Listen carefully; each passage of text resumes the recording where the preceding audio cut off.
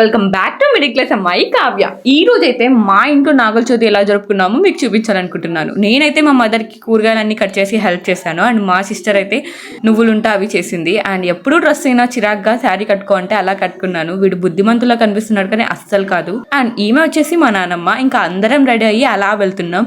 And అప్పుడు ఇచ్చాడు మా బావ ఎంట్రీ. అండ్ మా నానమ్మని మా అమ్మని పిలిచికెళ్ళాడు అక్కడికి.